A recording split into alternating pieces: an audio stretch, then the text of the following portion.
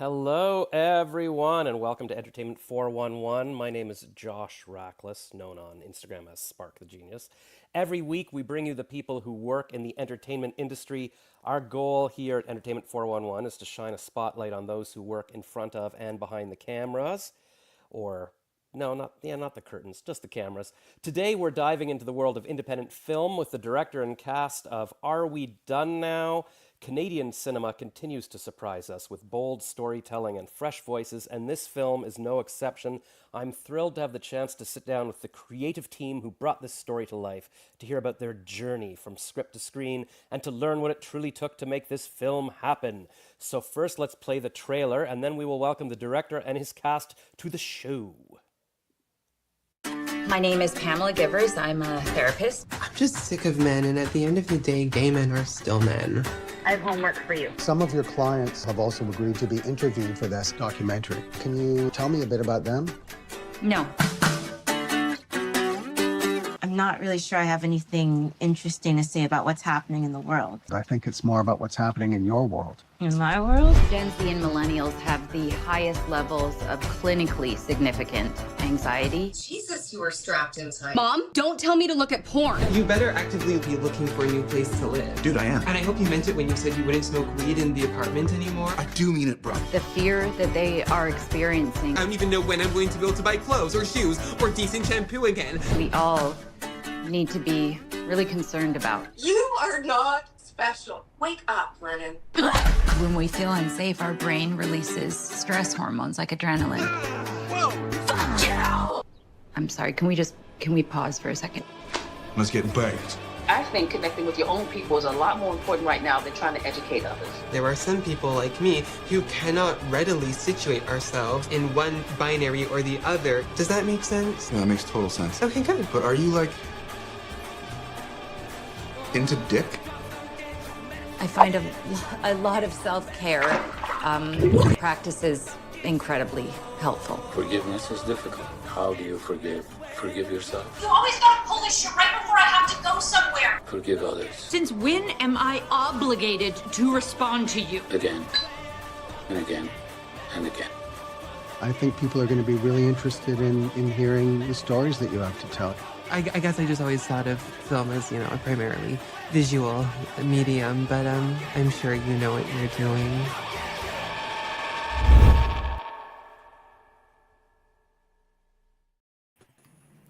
All right, well, let's try to find out if Ben does, in fact, know what he's doing. Welcome, everyone. Hello. All right, so we are live, so maybe the audience will even have some questions for us. But yes, we have a lot of people here and a lot of questions to ask, so I guess we should just get right into it. For Ben, what first inspired the idea for Are We Done Now, and how did the project come together? It was the beginning of COVID, or not that far into COVID, and my acting class that I teach and have been teaching for over 20 years had to move online. And some of the people here, Natalie and Favor, were in that class, in that online class. Mm-hmm. And the discussions that we were having at that time, in addition to working on our craft together and keeping each other company at that strange time, we had some pretty big talks and some pretty big moments. Favor had a pretty big moment, to say the least, that ended up, in a fictionalized version of it in the film. And some of the conversations we had with Natalie ended up in exaggerated and fictionalized versions too. And our other two actors you saw in the trailer, Giacomo Bassetto and Elliot Ramsey, they were both in class with me at that time also. And then Gabe and Camille, who were not in class with me, but I've had the pleasure of knowing them and working with them in different capacities as an actor and director for a long time. So I kind of brought in the kind of younger generation, the people I was working with in class, and the more seasoned pros. And everybody wanted to jump onto this project, and none of us were quite sure what it was, but my intuition said there was something worth pursuing. So we pursued it for 5 years, and here we are. Wow. So yeah, the movie it was kind of like a reflection of real life happening because there was like a Zoom acting class in the movie, and so that's kind of how you guys knew each other as well. And yeah, all right, it's very meta, self-referential or something. For all the cast, what was it about your character or the script that made you want to join the film? I mean, I guess maybe the fact that you were all in a class together. How about you, Favor? Yeah, it was an interesting time. This was back in 2020, and the world was very crazy, and there was a lot of uncertainty. And for me at the time, like my online Zoom acting classes were one of like my senses of normalcy, but it was also reflecting a lot of the bigger conversations that were happening in the world at that time, like Black Lives Matter. Um, and it was really cool because it was a huge shift in my sense of like my acting career and what I had to offer, as well as just personally, like I felt like I ended up working through a lot of like, I don't know, just anger that I'd pushed down for many years around racism. And it all kind of came out in acting class, like the perfect storm, because there weren't very many other outlets. And yeah, when Ben approached me about this project, I also was like, oh, this is not what I expected, because it didn't happen right after. It was a few months later. So yeah, it's really cool to watch how things evolved since then. Cool. Does anybody else have a story about joining the film? Well, sorry. We started during the pandemic, so it was nice to just have a thing to do. You're home in your apartment and you're going crazy, and so it was really nice to have a creative outlet and to get to work on something that was fun, and so that felt good for me. I second that. All right. So basically, the consensus is it was something to do.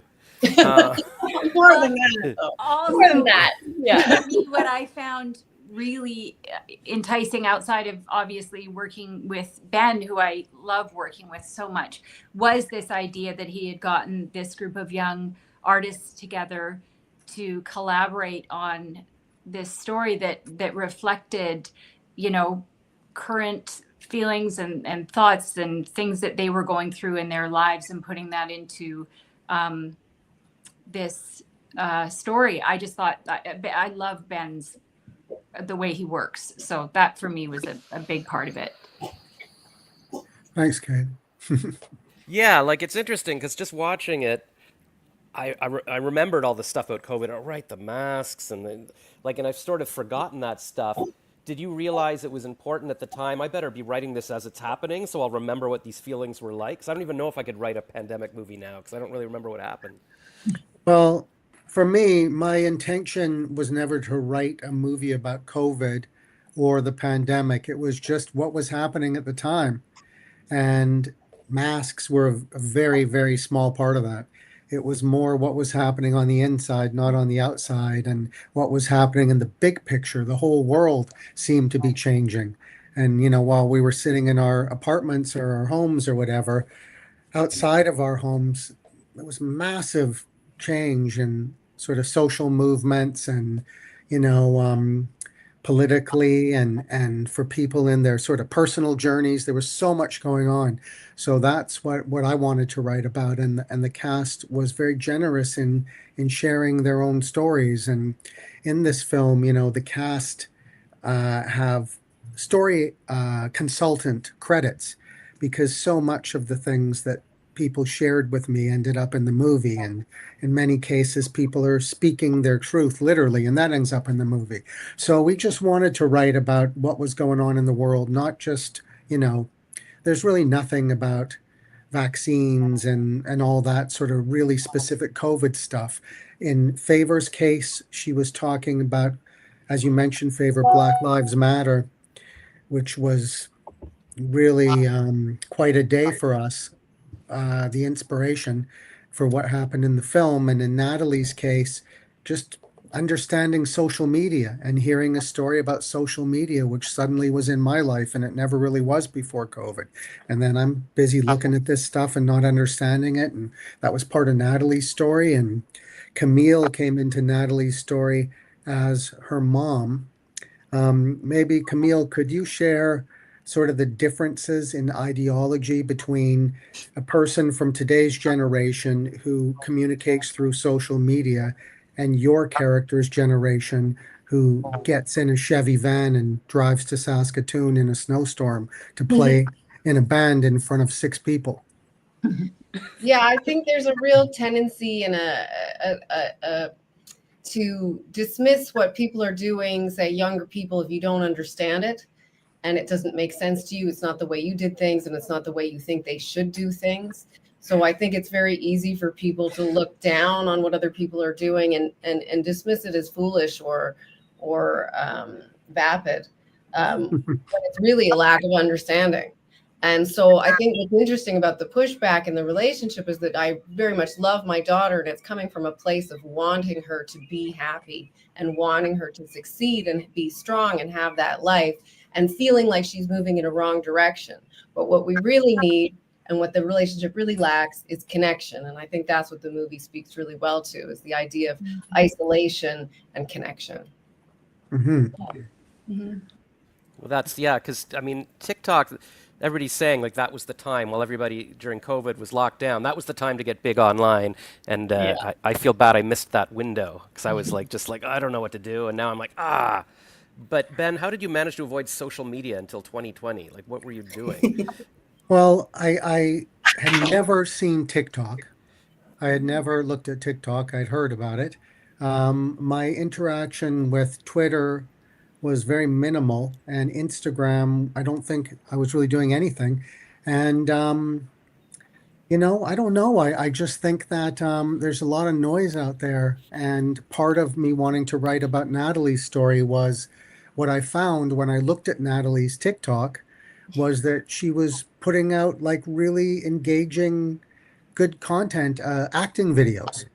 And I didn't know Natalie at that time, but then when I saw how good she was on those videos, and she was just so technically precise in what she was putting out there, it helped me sort of understand that perhaps, at its best, social media isn't about vanity.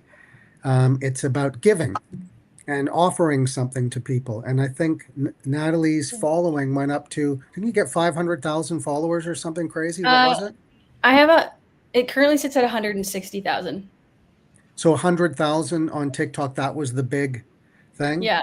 Yeah, it hit 80,000 off of like a couple of videos.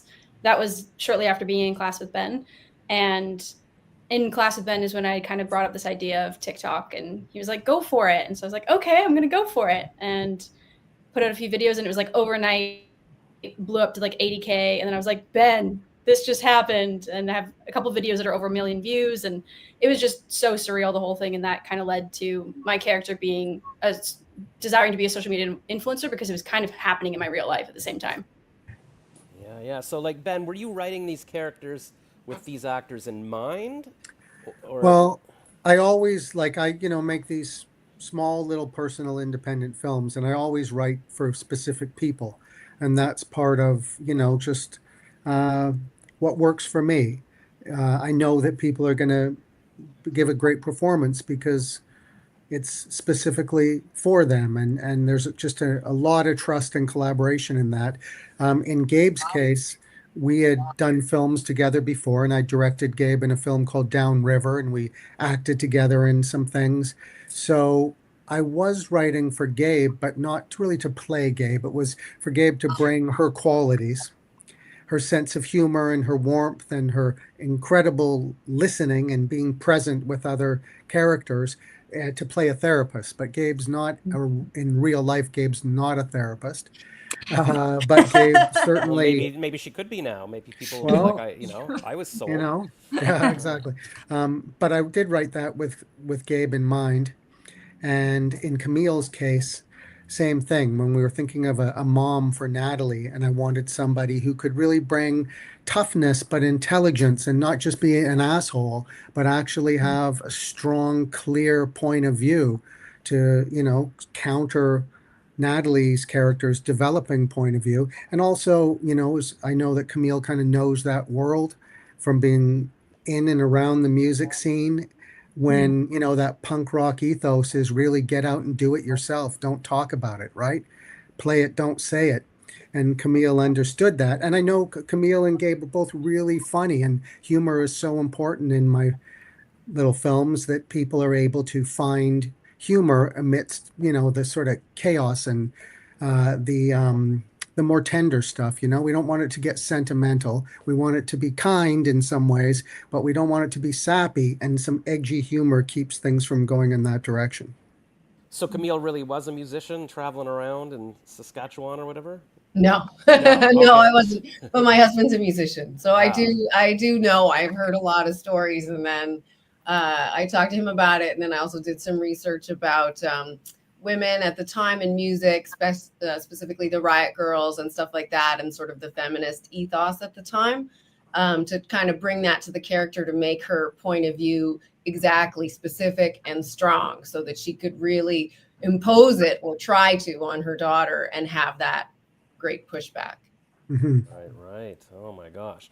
All right, Ben, I feel like I asked you this question the last time I interviewed you. Maybe not. But what were some of the biggest creative challenges you faced during production, and how did you overcome them? Well, everything everything is a challenge in making any film. Nothing's ever easy, but that's part of like what makes it fun, is just figuring things out as you go and being adaptable. So, the boring story is money's always a challenge, right? To try to get the funding to put something together, but that sort of speaks for itself. Obviously, money's always, the first thing you need to kind of shoot. You can do a lot of writing and a lot of developing and a lot of collaborating before you get money. But when it's time to step on set, you need some gear and you need to pay people at least something so they can show up and they're not losing money. So your speech in the movie about, I can't film anymore Yeah. because I'm out of money, that was coming from a... Well, always, always. I had some very generous executive producers who gave small bits of money. So one or two people I didn't know who were brought in and convinced to take part, and one who executive produced my film Downriver. And then, thank God, Telefilm came in. And Telefilm is the Canadian funding body. They saw a cut of the film and they really liked it. And they supported us by giving us completion funds so we could edit the film. And, we have a lot of great contacts in the community who gave us deals. And so that's part of it. But, the more kind of fun challenges are, well, for example, we shot this in two chunks. The second chunk was when we were doing all the interviews, and it rained every day. And it rained pretty hard most days. And it was about, as I recall, 10 degrees. So we're sitting outside doing interviews for hours on end in 10 Celsius and, keeping up morale and keeping everybody focused and fed and on time in the rain, sitting outside. You have to change your locations and find cover, and the rain is noisy, and the film's supposed to take place over, I can't remember how long, a couple of year or a year, those interviews, but it's raining in the background in every scene. So we try to find ways to mask that, things to work with sound and with sort of depth of field when you're shooting. So those were challenges. I don't know, do you remember, Favor, what were some challenges for you in filming this long process of starting in 2020 and finishing in 2023? Yeah, and the next question is going to be, were there any moments on set that surprised the cast or took the film in unexpected directions? So yeah, anything like that that Favor wants to comment on or whatever. Yeah, it's kind of an interesting experience to film a project over several years, because I feel like I grow up over the course of this movie, even though people aren't really supposed to see that. I can see that compared to the shots from 2020 versus the ones from that we shot last year.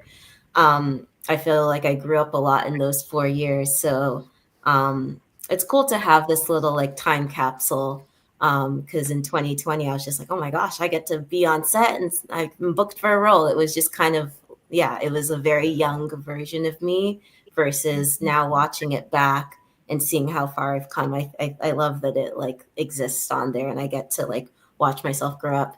One thing I remember in particular, it wasn't like shocking, but in one of the shots when we were first filming in 2020, Ben was just like filming a bunch of shots of me pittering around like my pretend apartment. And for one of the shots, I guess he just wanted to get like a reaction of me and said there was a rat. And I think that was like the most like intense probably expression I had done over the course of shooting. I don't think it ever actually made it in, but that was fun for me. Well, I recall, Favor, you liked that style of working. You were really open to just sort of me improvising off camera in order to surprise you and get really authentic reactions. And you're so great in those unspoken moments, you know, you don't need dialogue to express a lot. Yeah, it was fun to have those moments. We did get a couple of shots of Gabe screaming, like waking up from nightmares. Did you have to yell something to her to make her scream? Oh, I can't remember, Ben. Did you? Gabe, to my working relationship with Gabe, there's a lot of ease and a lot of trust. And I do remember in some of those silent moments doing some yelling to get those wake ups. And I also remember playing some really beautiful music at unexpected times, maybe when you were just sitting thinking about something and, you know, bring it Yeah, slowly, little that things like that. it's a really beautiful way of working. In Favor, I was just picturing myself in my bed and Ben yelling, "There's a rat in the bed." That would have like really freaked me out. Yeah, no, it's Whoops. Oh, Where'd she go? we lost her. The rat got her. Yeah, the rat. Oh no. Well, we can keep She'll come going. back. We got lots She'll of come back. questions. We'll get her back. Oh, wait. oh, There I she don't know is. what happened. Sorry, Wow. guys. This is very pandemic. Like it's like a Zoom call with people dropping in and out. Is this thing on? Yeah, I think we sort of covered this, but the question for the cast was, how did you prepare to bring your characters to life? Were there personal connections or research involved? But it sounds like they were all kind of based on your own experiences. No, not mine. Well, no, you're not a therapist. That's right. Okay. Yeah, Or none no, of but it, I- even the situation was Yeah. not mine. But the therapy work, you know, I have known personally, not as my therapist, but personally I've known a few therapists in my life, and it is interesting to know, you know, therapists are people too, and to know you know, what kind of funny Well, quirks or they say that sometimes therapists need the most help. You know. yeah. And my character definitely needed some help. So. For me, the therapist angle was a way of having a central character, so all the other characters could sort of orbit around that central character. And also, you know, I've had a great therapist for same person for over 20 years, and she's been there for me through some pretty big, difficult life challenges. And mental health is another one of those things that was so prevalent and everybody was talking about it, of course, during the pandemic when whatever was on the surface was boiling over. In my case, my sort of mental health stuff was just more about dealing with family situations, getting through loss of, you know, a couple of friends I've lost over the years, stuff like that. So I didn't feel like I was having a nervous breakdown, but God, it's good to have a therapist, a good one, to help guide us because we don't always get that from our parents. You know, there's kind of this expectation that you're supposed to learn when you're growing up from your parents, and you know they do the best they can, but sometimes it's that therapist with an objective view, and your journey and your process isn't. They don't have a personal feeling about it, right? So they're able to speak in a way where their ego or their pride or their feelings just don't come into play. And I wanted to kind of shine a light on that from my perspective. And Gabe just took that on so beautifully. If you could, I did show the film to my therapist, Oh, did and you? of course, and she Whoa. gave it two huge thumbs up. It was a really great feeling. It was kind of, in a way, she was the most important sort of critic of the film, and she Wow. really supported it. Yeah. And if I can say, this movie, it's not like it's Batman or something, so we're not really concerned about spoilers. But speaking of therapists, Favor's character mentions something early in the film about what she may like to do in the future. And since we started shooting in 2020, Favor has obtained that goal and become, if I'm getting the right title for you, Favor, a child psychologist, A child therapist. Yes. Yeah. child therapist. Yeah. You And are brilliant. I'm so Thank you. impressed.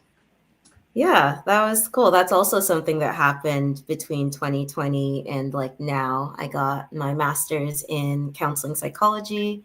And yeah, I'm practicing as a child therapist. So I did put like parts of myself into Mercy, but I also do have a lot of my life that's not in there as well. So it's not like it's exactly me, but there are a lot of parts of me that I wanted to share. That's amazing. Wow. I have done nothing since 2020. I knew I was going to get a master's. I actually looked up the Harvard website. I'm like, I don't know what I would take. So, but I did call BetterHelp. I did a consultation for half an hour, and then I was like, I can't pay $100 an hour for this. So I just stopped. I just figured Fair. I'd stay depressed. Next question to the cast: how did you prepare to bring your characters to life? And I feel like we've covered that, but if anybody has any thoughts of their process, so other actors can go, oh yeah, I should do that. what do you guys think? I mean, I think we all know that it was a lot of collaboration, a lot of listening. That's a big, I mean, I guess if you could say what is this film about? In a way, it's about listening to each other and the good that comes from that. And eventually, Camille and Natalie's characters, mother and daughter, we do see them actually listening to each other as opposed to just talking over each other.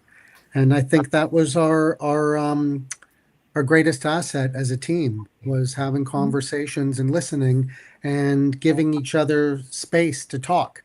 You know, we're talking about some pretty intimate personal things, and trusting each other was huge. Natalie was really sharing a big part of Natalie, of your kind of spiritual journey and that part of your life, and to trust me to bring that to life in the film was huge. And what Favor was going through during class in regard to Black Lives Matter, and sharing that with me and trusting that collaboration, huge. And everybody just bringing their kind of vulnerability and the high stakes. I think that was the most important part of making this film, is the collaboration and trust with everybody. And that's not to be sort of corny or sappy. I think that's the strength of the film that will translate to an audience. And we've already seen the people who have seen the film really respond to the authenticity of what all the actors brought and what we achieved together. That's the reason we want people to see the film, because it really is unlike anything out there. It's so personal but so universal at the same time. And this tiny little movie that, we made it for probably less than it would cost to buy a mid-sized SUV. It's a very inexpensive film, but it covers a lot of ground, and we're really, really proud of what we did together. And it's really exciting to be premiering this in New York at the Soho International Film Festival next month. And we'll see what the Americans think about it, because so far the Canadians have responded really well. That's exciting. Yeah, a personal question, because I noticed the trailer makes it almost seem like a goofball kind of comedy, but watching it, it's very intense, very sad, melancholy, kind of intimate, like you were saying. Is that kind of the tone you were going for, or how did you achieve the tone? Yeah. I mean, language, there's many meanings that come from those words that you use, so I don't mean to correct you. My intention would never be sad. My intention would be to make it truthful to life, to hold a mirror up to nature. and to go, sometimes life is a real struggle and sometimes it's just ridiculous. And sometimes it's really visceral and intense and explosive, and sometimes it's very kind of gentle and still. So we really wanted to cover the gamut of all those extreme emotions. It's definitely extreme. And in terms of the comedy, everything's true to life. Like people ask if this is I mean, I don't mean true to the characters' lives, the actors' lives. I mean true to everything that happens in this film certainly could happen in real life, and many things did. And, people, because there's a fictional documentary aspect to the film, I never like to use the term mockumentary. Like Spinal Tap's one of the greatest films ever made, but they truly are mocking those characters. They're making fun of how dumb those guys are. Yeah. And that's what's great about that film. But we're not making fun of anybody. We're actually just giving these characters a chance to kind of be seen and heard in their positive and negative, characteristics. So yeah, we describe the film as a dramedy, and it's an intense little ride for sure. Uh, it's not the feel good hit of the summer, but it's not a bummer either. It's like when we screen the film in front of audiences, everyone's smiling at the end. People, when they come up, they feel good and they feel closer together and they feel seen, right? They feel the younger generation and the older generation, maybe this film can bridge some of those gaps, and maybe it can help people bridge a couple of gaps between gender and racial issues or judging each other's ways of connecting. That's the goal. And when we're doing it, you don't even really know what the goal is. We're just telling these stories. And then when it's all put together, you kind of go, okay, I think we achieved what we wanted to, but it's hard to know exactly what you're doing until, you're in that editing process with a film and you see what you really have. Yeah, I guess it's almost like doing an improv scene. You're like, we're going to keep it real. We're going to see where this goes. And at the end, you're like, oh, that's where it all went. And then so. also, it kind of felt like going through COVID watching the movie. Like, it's the lockdown. We're all depressed. We're alone. And then maybe that's how the audience feels at the end. Like, oh, okay, we're out of this, I think so. Somebody used the term COVID nostalgia at one of our screenings and said now people are ready for COVID nostalgia. So this is the perfect time for the film. So I hope that's true, because I understand that it's hard for people to go back. Some people. It seems like this weird dream. You're like, I don't remember. What was I doing? Because you don't know what. I was, the way I felt about COVID at the beginning was like, oh God, you know what? This is good. I don't have to have FOMO anymore. I can just stay at home. And nobody in the film had that. But I did watch the credits, and then there's a little Avengers, type thing at the end of the credits. It's like, the roommate guy is saying, yeah, I liked this. I didn't have to talk to people during COVID. I'm like, yeah, that's how I felt. So it was even a nice little stinger. Yes. Next question for each cast member. What do you hope audiences feel or reflect on after watching the film? Although I guess we just sort of covered that. But well, that was for me, but I'd love to hear from these guys, of course. Well, I think,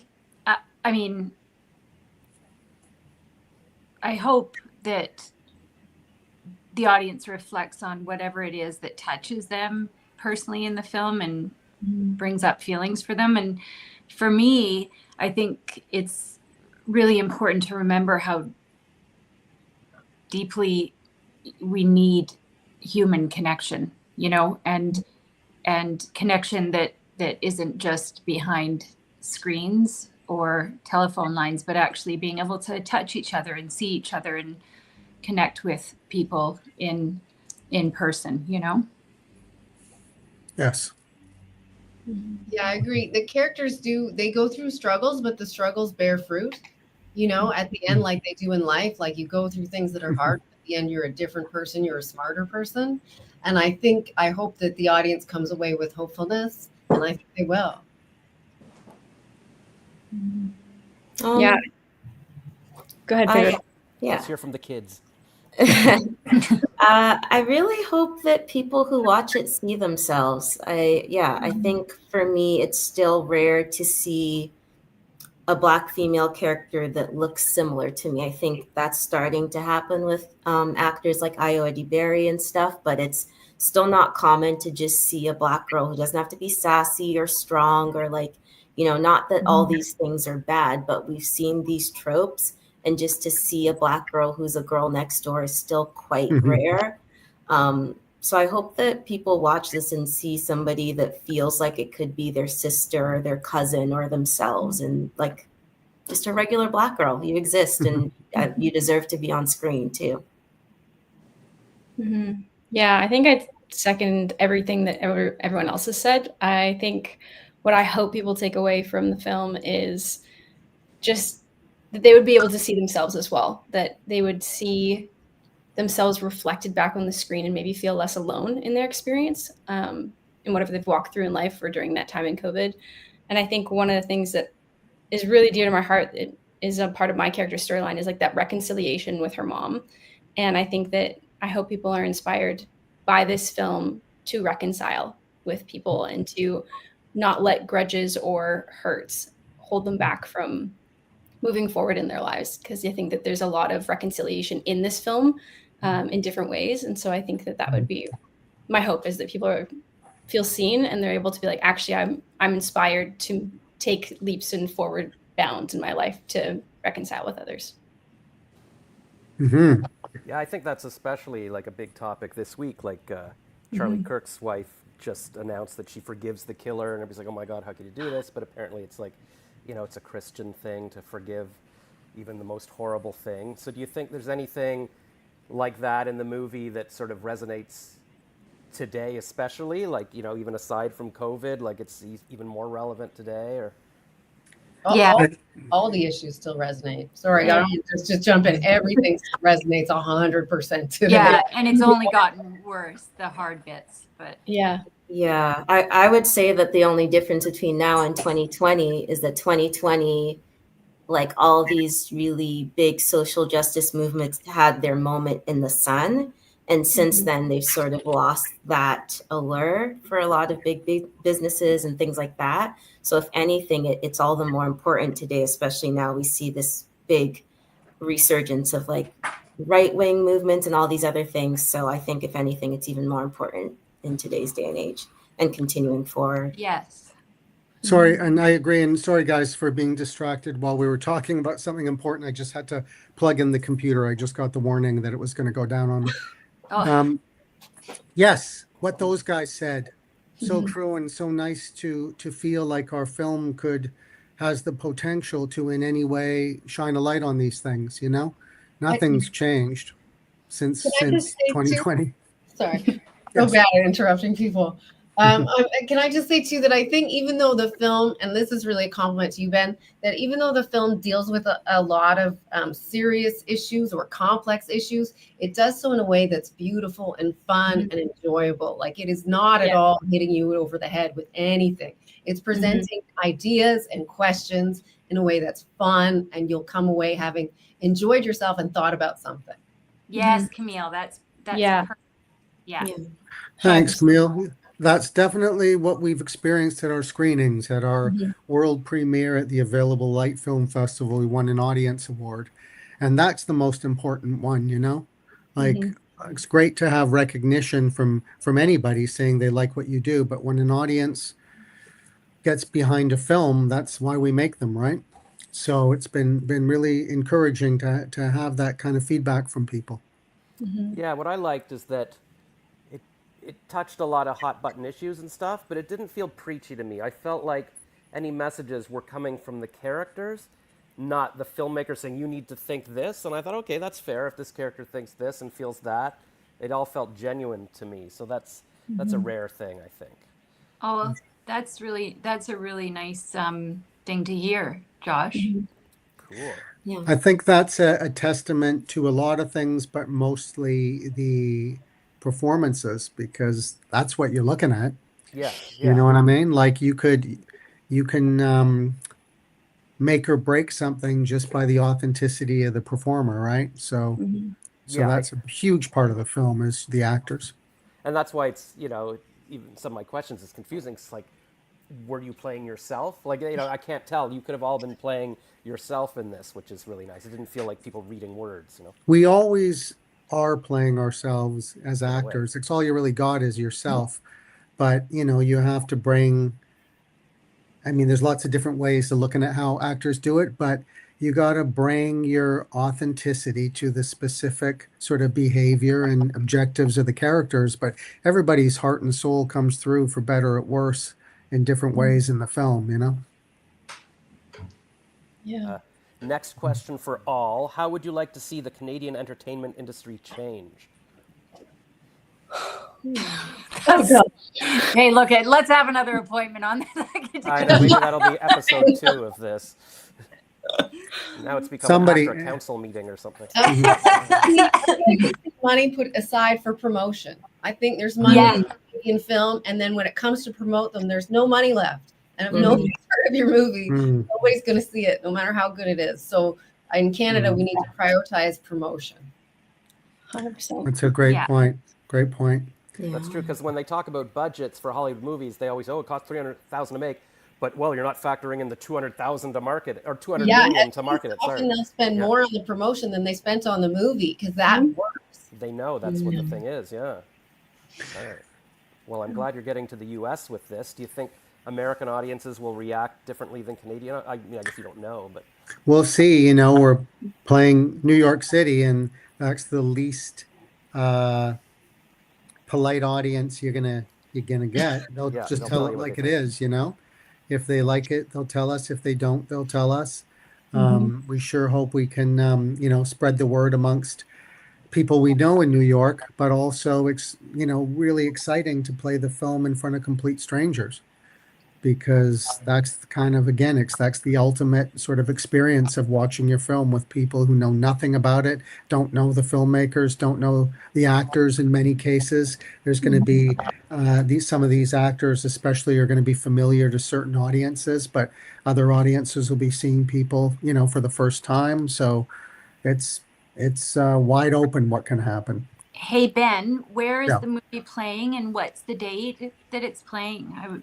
It's playing October 12th, and I can't remember the name of the theater right now. It's playing at 4 p.m. But it's part of the Soho Soho International Film Festival. They have a good website, sohofilmfest.com.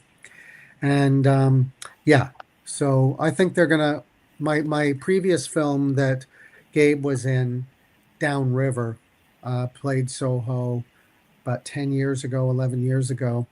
And we won an audience, a jury award there for Downriver. So, you know, it's nice to know we got some friends in our corner over there.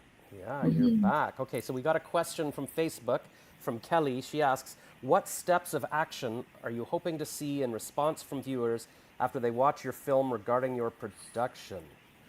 I'm going to take that as if the film affects people, how will it change how they live their lives? Sure. That's going to be my interpretation. And I think these guys all talked about that, you know, connecting with people. And I like the word reparations and just staying human, staying together, like Gabe was saying, and listening to each other, those sort of things in small ways or large, you know? Yeah. I mean, my favorite films have always made me really grateful for the people in my life. And it's made me take action to have better, closer relationships with people. It's made me not take things for granted. You know, it's just a bit of a call to action to not have regrets, to live without regrets if possible. So that's kind of it. I think these guys all, you know, described what the film can potentially do really well. Have you thought, this is my own question. Oh, well, we got another one from Leslie. The roles were so emotional. Were the scenes on Zoom tougher than being in person? What do you guys think? It wasn't for me, which is interesting because some of those Zoom scenes that were very emotional were my characters connecting with family or friends, because at the time, that's how you could actually connect with people. It felt very realistic. It made it just easier to be in the moment, be like missing my family and not being able to hug them. It made all that just really visceral because I was connecting with those characters over Zoom. Yeah, it was just easier to tap into how Mercy was feeling at the time. And thanks, Favor. And for a lot of us, we shot some of this in my home, like right in the room I'm in now, and we shot stuff in Gabe's former home in Vancouver. And Camille was sitting right there in that same spot for some of the stuff. I think most of the stuff you shot, and we shot in Natalie's home, your former home. Yeah. So, there's a familiarity and a sort of level of comfort and honesty that comes with shooting in your own home that's really, really special. Yeah, I did have to tell my neighbors that there would be yelling. They were fine with it. Nobody called the cops. Yeah. That's good. Yeah, you don't want things to know we're shooting a movie. Which brings up an Instagram question. Where was the film shot and how long did it take to film?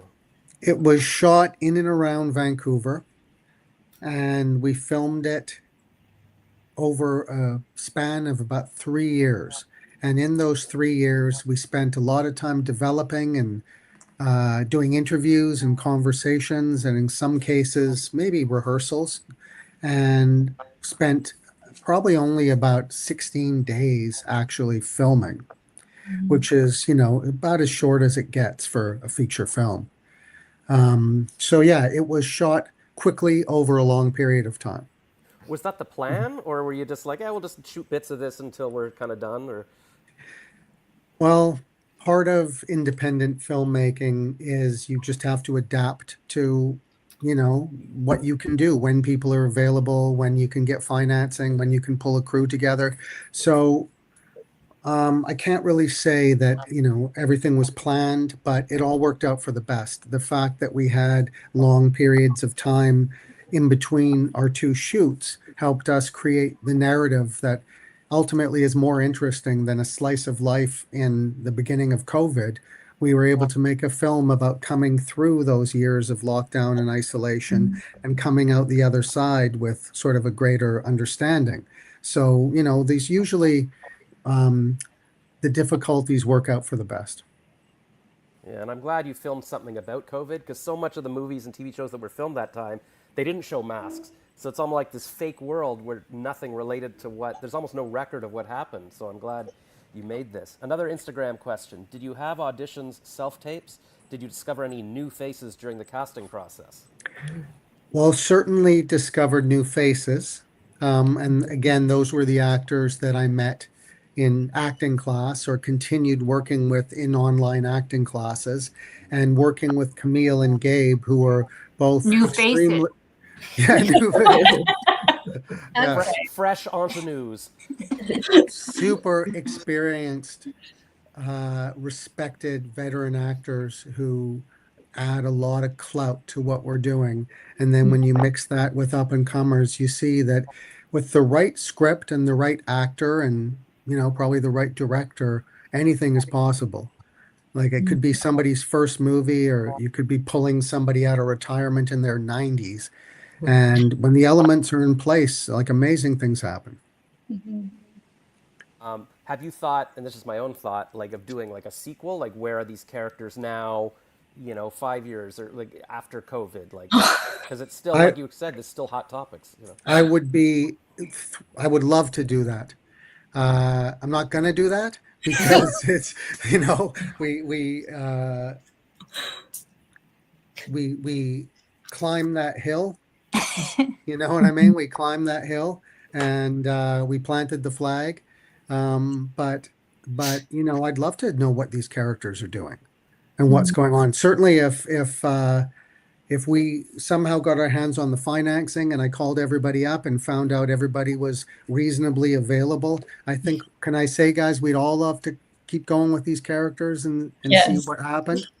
Absolutely. I would love, and I would love to have the opportunity to work in person with some of these incredibly talented, wonderful actors. That would be lovely. And Camille, I'm such a big fan. I always would love to work with. Oh, thank you. Likewise, of course. Yeah. Yeah, no, that would be really fun. Well, sadly, the other characters are just AI generated, so you can meet them in person. who knows? An Instagram question. When will the film be in Canadian theaters? Well, we did a theatrical run in Vancouver. I can't remember when, April, May or something. And we sold out our screenings and added more screenings. We ran it at the VIF Center here in Vancouver and had a great time with that. And the next thing we're doing is actually going straight to VOD, video on demand. And that's coming up really soon, September 30th.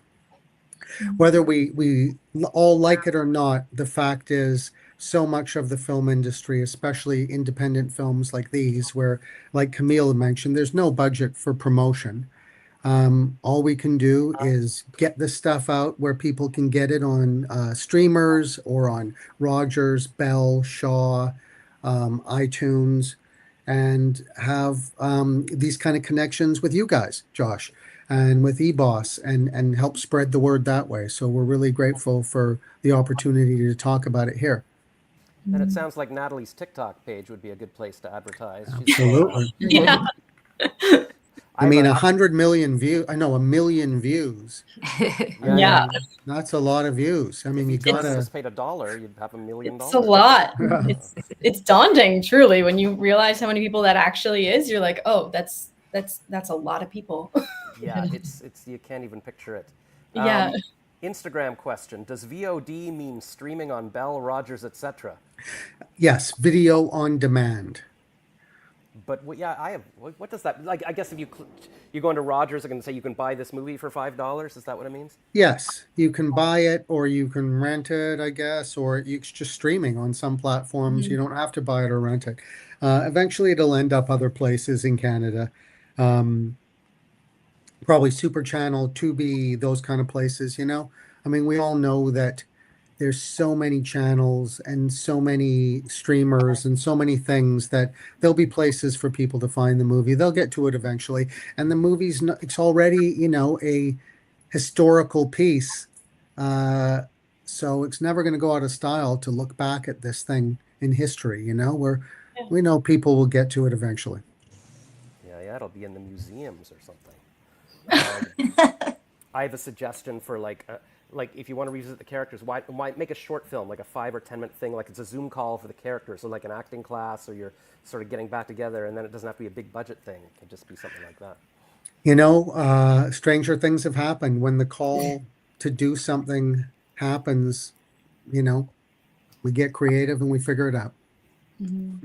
All right, next question for all. Who are your mentors and why? You guys. It's hard. I'll say Gabrielle Rose is one of my mentors. She's a Canadian actor and she's wonderful. And I've worked with her a lot and I've learned a lot from working with her. And she's just a phenomenal actor. So that's my pick. Nice one. I think I just interviewed her a couple of days ago, didn't I? I think you did. All right, yes, she was very good. Now she's my mentor. For me, actually, Alison Wanzura, who is one of the actors in our film, she kind of opens up the movie at the start of it. She was my mentor, part of a young actors mentor program a few years ago. And so she and I did a short film together. And yeah, she's just been such a gem. And I'm so thankful for her. So she's one of my mentors. And Favor, you're just self-made? Yes, I am actually. There's a lot of people. I think I hesitate because there's so many people that I feel who have made me who I am, not just as an actor, but as a person.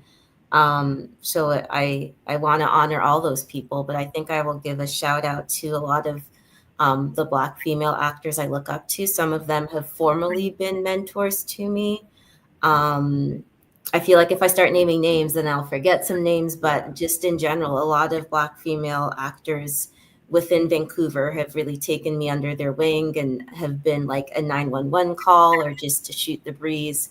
So I'm so grateful for all of them. All of them who know who they are. I'm not going to name them. That's probably a smart move, because then they'll be, you forgot me. But you can start preparing in case you win an award at the Soho Festival or something. Then you got to be like, I want to thank this person or whatever. Cool. All right, and then I guess, yeah, we're wrapping up soon, but I guess this festival is next. Is there anything after Soho? Are you going to like a world tour with this thing? We have some lines in the water, as they say, some hooks in the water. So we'll see what happens. I'm actually looking forward to getting into some new projects. So it's kind of balancing. You have to stick with this project and keep getting it out into the world. But, I'm writing a couple of the next things I'd like to do. So everybody here has got a lot on their hands, and Camille's got a new movie coming out, and our couple, and Gabe's got a show coming out soon. And I don't even know what Favor. I know Favor's got her practice and also other things. And Natalie's been. Didn't you just shoot something new also, Natalie, or didn't you just book something new? I just booked something. I'm going to be on set in a few days. So as much as we want to stick with the project, everybody's got to move forward. That's the thing about being a creative team, is you get together for this really, really intense, concentrated time together, and then everybody's got to kind of fraction off, of course, and find out what's next for them. All right, I'll stop angling for a sequel. You can just get your "Are we done now?" tattoos and have your memories like Lord of the Rings. Gabe didn't get to answer the mentor question. I don't know if you had an answer to that. I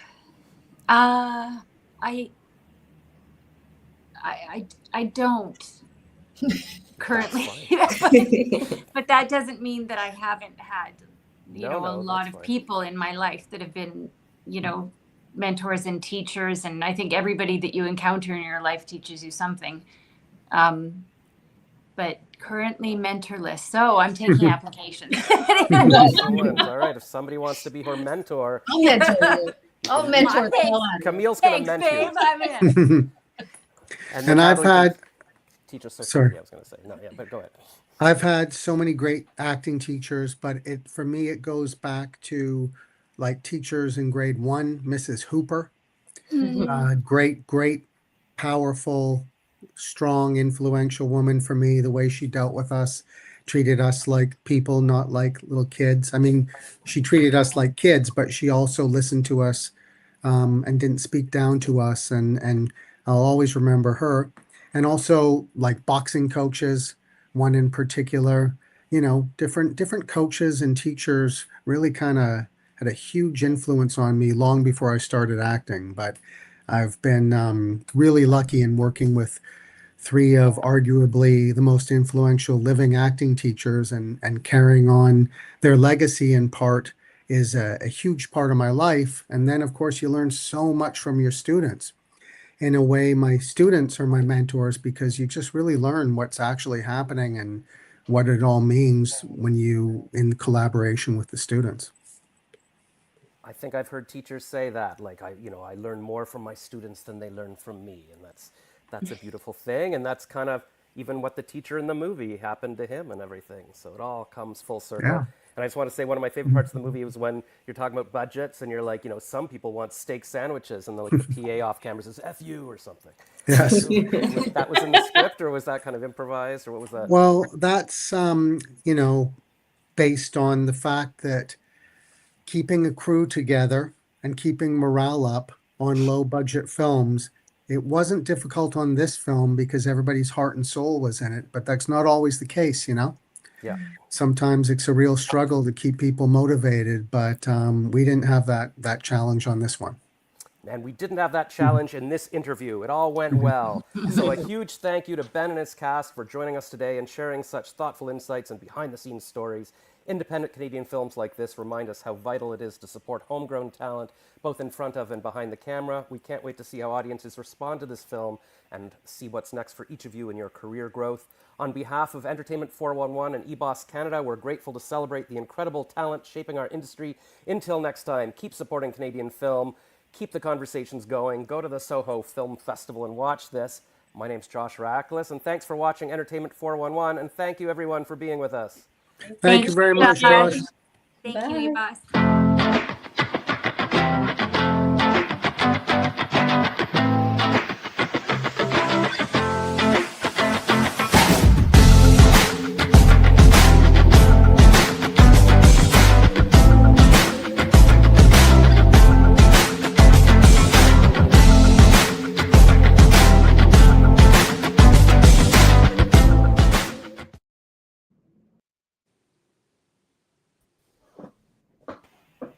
might lose Oh, him. everybody's coming back. Thank you so much, Josh. You guys run a really a well-oiled machine. Thanks.